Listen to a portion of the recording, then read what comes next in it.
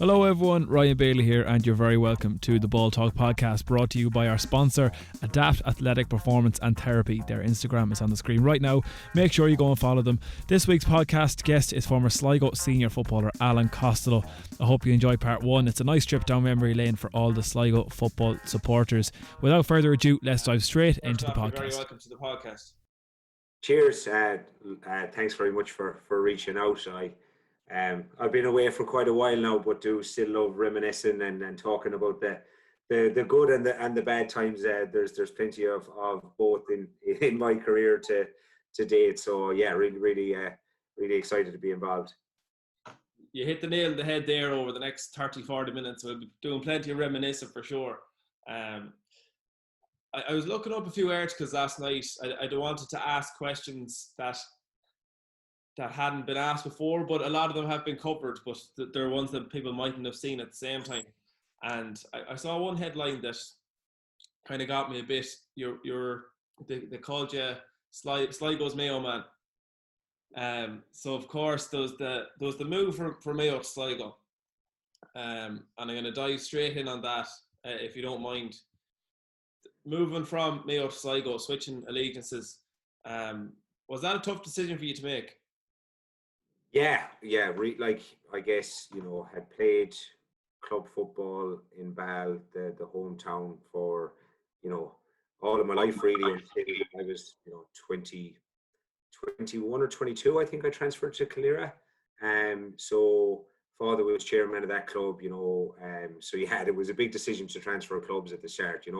I'd obviously represented Mayo at, all the way from kind of School of Excellence up to play National League at senior level. So, transferring clubs at that time meant, my probably involvement with Mayo was not going to, I hadn't been involved for 2-3 years. So yeah, huge, I guess, decision to make. And it was all really on the basis that, I was still in Sligo IT, I was still playing Sigerson football, and I had aspirations to just, I felt like I could compete at a higher level. The club was at junior level, and, at the time, they're actually in the intermediate county final this weekend. And so they've come a long way. But at the time, there probably wasn't the commitment levels at the club level. I was traveling up and down from Sligo, and, maybe 6 or 7 lads training, how it is in some clubs. And I just wanted to see if I could improve myself, because I was still young. So that was kind of the decision making behind the club move. And then obviously, probably 12 to 18 months into my club journey, Kevin Walsh joined Sligo and asked me if I was keen to get involved. So that's where that kind of stemmed from.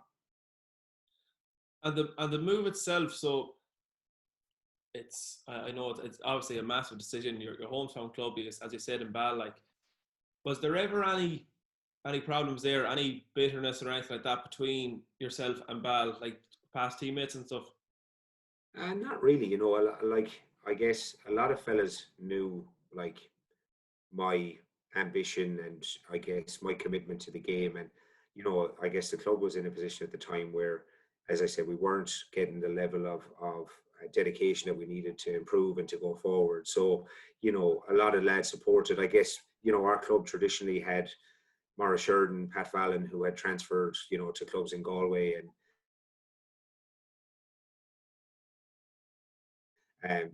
keep the county careers alive. So I think, it wasn't a massive shock to me, because I had done the slog of up and down from Sligo IT for a few years. And so not really. I didn't have any fallouts with lads in pubs or anything like that about it.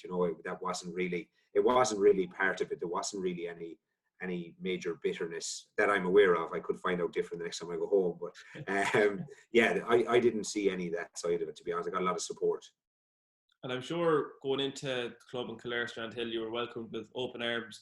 Are there any players or club people in particular that really helped you settle in up there?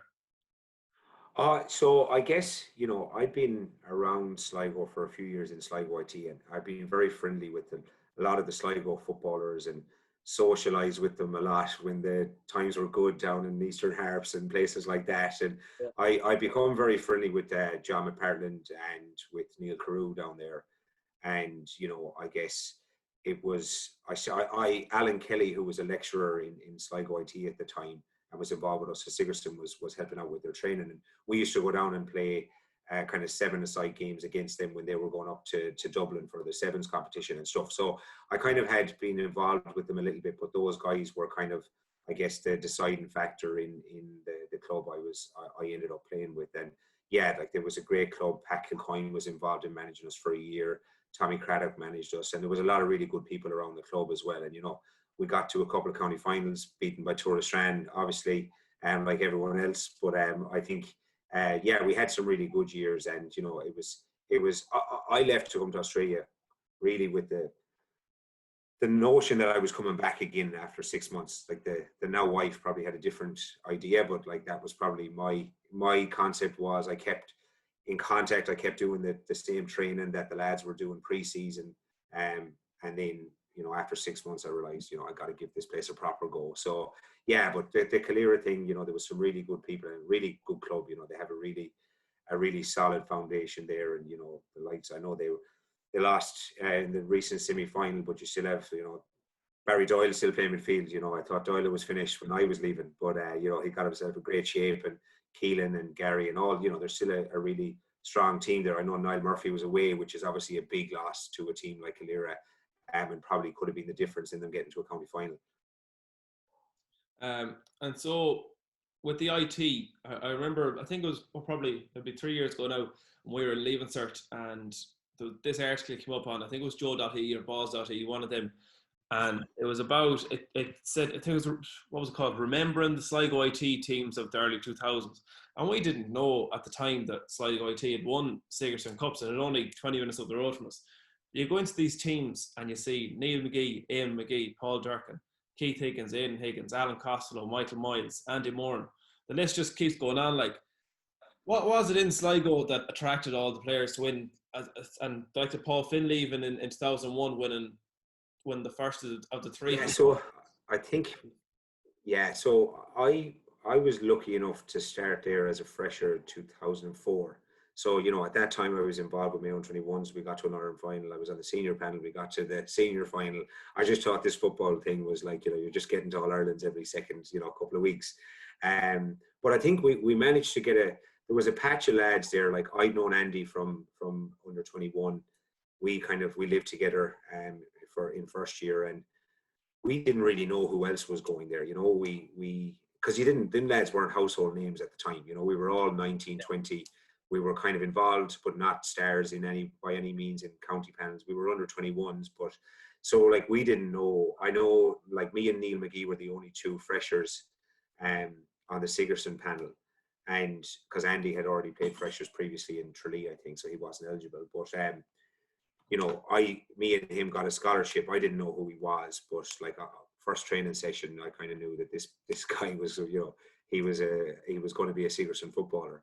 And yeah, so it was kind of, it's interesting because, like, you look at Sligo IT now, and like, the other big colleges have just depleted the smaller guys with the offerings of scholarships, the DCUs, the DITs, and they're getting the caliber of football or with scholarships that other teams aren't. And obviously the educational piece is a big factor as well. That's why you do go to college, not just to play football.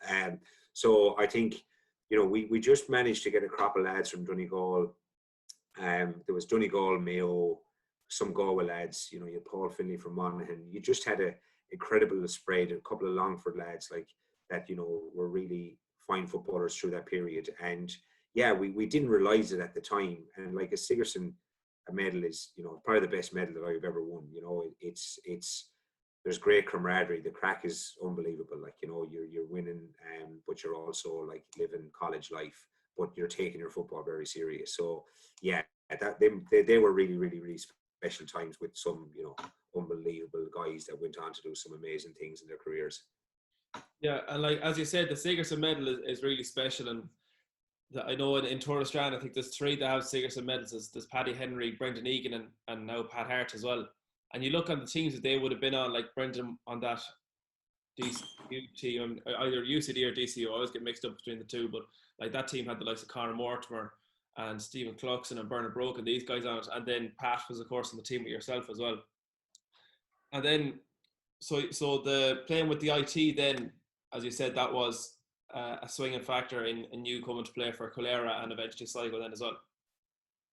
Yeah, absolutely. And I think, obviously the success that we had with the IT, it's a fan, showcase for individuals when it comes to, playing at a higher level when it comes to county. So I think, at the time when I transferred to Kildare, that was, I think it was 2007, maybe 2006, 2007. You're getting old when you can't remember these things. But so, went there and, started playing well in the club scene, but still had that, I was still in the IT. So, you're still getting to play FBD league against counties, and you're still able to showcase yourself at that level. So absolutely, I was embedded in Sligo at that stage. It was I'd lived there probably for 6 or 7 years. So a good bit of my life I'd lived in Sligo. And yeah, then I guess, when the opportunity came, when Kevin called me, I think it was Christmas. I remember the first training session because I nearly died, and he didn't call me again for a few weeks afterwards because I went down to Curry. I remember it was the 14th of December because it was my birthday. And he called me and said, would you be interested in coming in? I was going well at club level, but I wasn't fit for intercounty football. I kind of thought I was, but I got a rude awakening pretty quickly. But yeah, I went down to Curry and we did 4 1K runs. And I think I did the first one pretty well.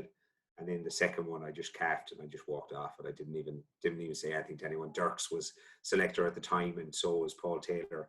And Walsh didn't ring me again till after Christmas. But I didn't really have a Christmas that year. I said, fuck it, I need to do something with myself here and get myself in shape. So, yeah, he called me again and said, listen, we're in Division 4. The football is there. We can work on the fitness side of things. So, yeah, I think that's probably, I had a great time for Kevin. Me and him had a really good relationship. We were both I guess, 2 outsiders from Sligo. Yeah. But yeah, that's kind of where the journey started. I started to get the body right, and I've always kind of had the football ability, but the fitness was the piece that needed to come for me to start to compete. And being in Division 4 wasn't a bad thing because the standard wasn't that high to start easing yourself back into it. But yeah, so that was kind of where the next kind of 5 years or 6 years with Sligo kind of stemmed from. You spoke there. You're speaking highly of Kevin Welch. Do you feel he was a very good man manager from the way you're talking about him? Yeah, I think Kev has got a bit of slack, obviously, from the Galway. I think he brought that Galway team to a point, that Porrick Joyce has probably seen the impact of the few years previous. But maybe tactically, Kev, he was a first-time manager as well. That's one of the things that people don't really realise when he was in Sligo. He had no inter-county experience, and if you look at the few years that we had versus, I guess, where they're at now, it was a pretty unique set of players. But at the same time, there was something special about the group and the management. I know we never went on to win a Connacht title, which we should have, but yeah, I had really good time for Kevin. I think he did a lot with individuals. Maybe tactically, people look back in the final of 2010 and say we blew that away with tactics, but that was probably at the time his weak point. He didn't have that tactical, or I guess, plan B. When getting the ball into David Kelly and Ed O'Marin wasn't working, and it had worked pretty well for for a good number of years. But yeah, that was. But I think on a personal level and on a player to player, he got the best out of every fella that was involved in that time period. That Sligo team. So you've got winning back-to-back Division 4, Division 3, 2 finals against Antrim. But am I right in saying that? Yeah, one in I think Longford, and the second was in Crow Park under lights, which was an awesome experience. Yeah. So you had the 2 divisional wins. 2 divisional wins, yeah. That was 2 kind of final appearances, 2 divisional wins. Which not a bad return. Really, when you look at the greater scheme of things. But I guess the kind of final that we didn't win will always be the one that you remember. But just to look on Kevin Welch's career as Sligo manager, I personally feel it's a very underrated spell. It probably, in terms of effectiveness in over a certain amount of years, of course, Tommy Breheny was the manager that won the Connacht final in 07, and that's the one you want to win from a Sligo perspective. But winning Division 3 and Division 4 back-to-back, getting Sligo up to Division 2 football. You look at the Connacht final. And we lost by a kick. Kildare scored a late goal up in Kildare to to relegate us. So it was the last game, probably the last minute of the last game, like to retain Division 2. That would have been a big year, and we were very unlucky not to stay in it. So yeah, like, you know, that was a really significant when you look at how difficult it is to get out of Division 4. Never mind, you know, progress again. Yeah, hugely. I think you're 100% on the ball there. That it was underestimated, but you know, when success starts to come and wins start to come, that becomes the norm, and people forget very quickly. You look at, you know, Premier League or whatever, they'll quickly forget the years before, or even a couple of games before. It's all about what's next and how are we going to get to the next level. But sometimes the level that you're at is good enough for a period of time, you know. And as well as the divisional wins, of course, 2010 Connacht final, which we will get onto, and the 2012 Connacht final as well. But in 2009 too, going down to Kerry and nearly beating the team that will go on to win the All Ireland. That's probably one of the more underrated days in Sligo football. I know myself and my brother only watched it there a couple of days ago, and it might not have been the prettiest game of football to watch, and from a Kerry's point of view, probably one of the worst games they ever played. Some of their players did perform. Paul Galvin had a brilliant game and went on to get Player of the Year that year as well. But when you look at it, that's the level that Sligo were able to compete. Yeah, like that. I've only recently watched that game. Like over COVID, I've started to start looking back over some of the game, because I rarely watched a lot of games. You know, after playing in them, unless it was like video analysis afterwards. But yeah, like that game, we were right in the mix. You know, I know David Kelly missed a penalty, but like we had chances outside of that. You know, that is a level we were at, and it's you know, there was no fear either going down there. Like, you know, we if Sligo were to play Kerry today, you know, it would probably be there mightn't be too many people expecting to get too close. But at that time, we were fully confident that we could go down, and nobody goes down there and beats them. You know, it's kind of unheard of. So yeah, that you're right. That's the level we were at, and that was the level, I guess, that we had started to expect of each other as well, from a competitive side of view. And that's like management, players, everyone, county board. We just got into that frame of mind that we were good enough. And you know, you had hugely impactful players and some really, you know, huge individual performances. But as a collective, we were really, really adamant that we could compete with the best, you know. And in them few years, like you look at the Sligo team now, there's a lot of young players in, and I'm sure like Paul Taylor and the manager are probably trying to get them younger players to a level where they become the more experienced players in panel in a few years' time. And that was probably what was happening when Peter Ford was over Sligo in 05, maybe 04, 05, that sort of time period. Fast forward then to 2010, you've got you got a full backline of Noel Maguire, Ross Donovan and Charlie Harrison. You got Johnny Davey on the wing. You've got forwards like David Kelly, one of the marquee forwards in the country at that stage. Yourself, Eamon O'Hara, Brendan Egan, Adrian Martin. The list just keeps going on. Tony Taylor in midfield. 2010, beating Mayo, beating Galway, and losing to Roscommon. Look, in terms of analysis, as you were saying, you're on about video analysis. Analysing that year it's one that got away from Sligo, really. Oh yeah, like, you know, there's no question about it. And like, you know, there's seems to be Roscommon people everywhere that remind you of it. No matter where you go, there's a Rossi having a conversation about it. I actually lost 50 quid there in the publicity. I got the wrong scoreline of the game. This fellow, that was a bit embarrassing. But yeah, like 100%, you know, you don't beat you know, Mayo and Galway. And like, again, it goes back to we firmly believed, you know, we had to beat Galway in a replay. We firmly believed we were going to win those games. And that was the level of expectation we had. And like, there's always this thing, and it's in every sport, of you know, you can't go in thinking you're going to win a game, or like, you know, you're 7-1 on in the bookies. You get that out of your mind. Whatever kind of, I guess, bullshit talk goes on in meetings, and like, you're going into the game a better team, right? And you're going in as favourites. And I think one of the things I would always look back and say, we're going in with that mentality of don't think we're any better, and like, lads are not going to think that. That's the reality of it, right? And like, I think you need to take the approach that you are better, but you have to turn up, right? And I just think we didn't. We thought we went. We thought we were going to win, right?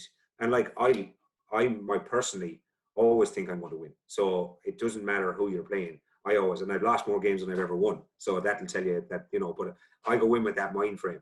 So yeah, it was, you know, really disappointing. You got to give it to the Rossies. It was a foundation for them to go on and win.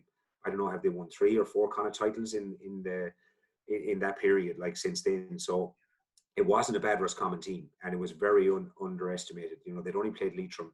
They were coming under the grass. Like, I'm very good friends with Shawnee McDermott and, you know, some of the Roscommon lads. You know, they were confident as well. And if you're them, you're going in looking, you don't want Mayo or Galway, and you're getting Sligo. It's a huge opportunity for them. So yeah, it was definitely one that, you know, I can still have a few sleepless nights over, but that's football. You know, you win some, you lose some, and on that particular day, we didn't deserve to win with the way the game went. Because going into that Connacht final, and that's another game that we watched recently enough as well. You had the Mayo game and Alan Freeman's championship debut. I'm nearly sure it was, scored a goal in the point early on. I remember we walked into Markovic and he was just taking the penalty, and we thought, gee, here we go. You know, Mayo 4 points up in the space of 3 or 4 minutes. But then that underdog mentality, Sligo get it over the line, down to Galway. Whether I can't remember, it was Tuam or Salthill, but like Sligo, I think you were 182 points up at half time or something, and then Galway. Yeah, strong breeze in Salthill, and yeah, they ended up getting a free at the end to equalise it, to bring it back to Markovic the week after. And like, you know, again, traditionally that would mean Galway would go to Markovic and win because the underdog gets one chance. But, you know, we weren't really the underdog in our minds. So for us, it was like we left it behind us, but we have home advantage. So, you know, and again, that's the mindset that was in the camp that should have won that game. So yeah, I like, the more I actually talk about now, the more I think about the mindset of lads then. You know, there was absolutely no fear or no. We knew we had the hard work done. Like, we trained very, very hard, and we knew we were fit and we could compete that way. And as you said, if you go through that team, the ability across the individuals like that, with those two combinations, you know, you're in with a really good chance. And Markovic Park, maybe not packed to the brim, but it's as close as it's gotten a long time to it. Like, even was it Mark Breheny kicked the winning score against Galway, and I've never seen a crowd of Markovic like it. And then going into that kind of final, then the underdog mentality is kind of, as you said, flips on its head. And Roscommon are the underdogs then, but then of course it's hard to go in as favourites, being the underdogs all the time. Looking back on that game against Roscommon, I know you were saying that you probably thought that you were going in as favourites and that mightn't have suited you. Was there anything else different in preparation you think that could have been done that could have changed the performance on the day? I'm not a big fan of nitpicking at that stuff, because like, if you win, you don't even think about it. So I don't really think so. I know we trained in Turlestrand an awful lot that time, because it was the best pitch in the county. It probably still is. But you know, there's nothing you could say. Like, we were well prepared machine. Like, you know, we got everything we wanted. There was nothing spared from county board level on, you know, giving lads every opportunity with physios. Like, everything was there, you know. Which I'd imagine from lads previous, you know, because they weren't, you know, I guess, competing at that level. It's sometimes hard to get that, you know, availability and just the funding to be able to put into teams.